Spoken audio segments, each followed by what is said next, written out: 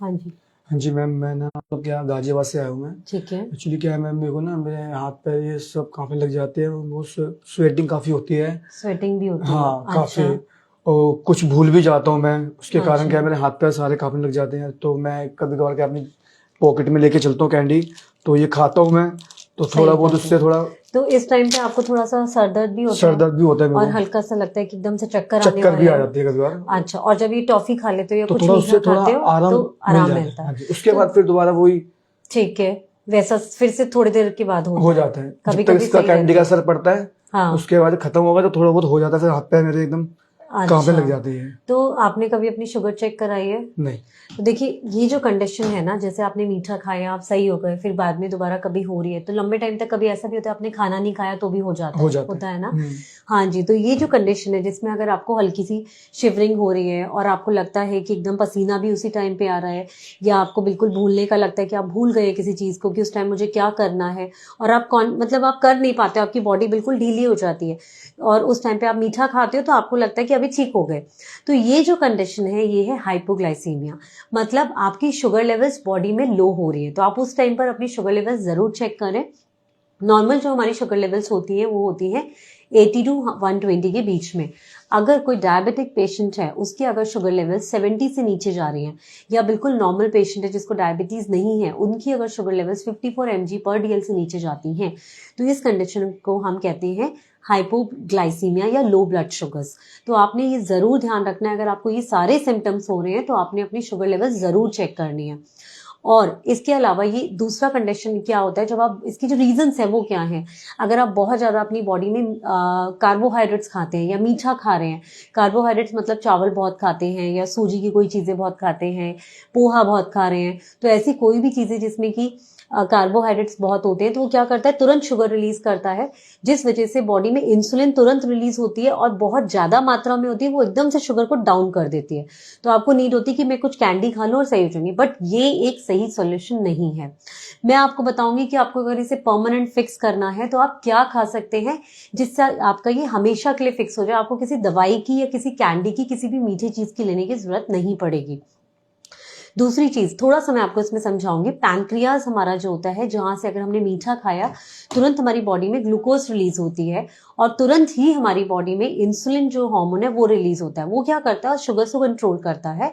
But अगर बहुत ज्यादा आपने कुछ ऐसी चीज खा ली जिसमें बहुत ज्यादा इंसुलिन रिलीज हुआ, तो बॉडी में पैनक्रियाज एक और हार्मोन रिलीज करता है, ग्लूकागॉन, और वही ग्लूकागॉन हार्मोन जो है आपके शुगर्स को बैलेंस करता है। तो यहाँ पे आपने मीठा नहीं खाना है। हाँ, बहुत अगर लो जा रही है, आपको तुरंत इतना सिम्टम्स ऐसे आ रहे हैं, तो आपने तुरंत मीठा खाया, आपका सेटल हो जाएगा।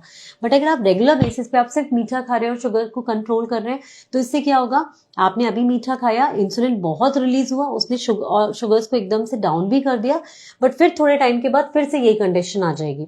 तो यहाँ पे आपने जो मैंने बताया कि पैनक्रियाज जो दूसरा हार्मोन रिलीज कर रहा है ग्लूकागॉन, उसको जनरेट कराना है, तो उसको जनरेट कराने के लिए उसका जो खाना है उसको वो खिलाना है।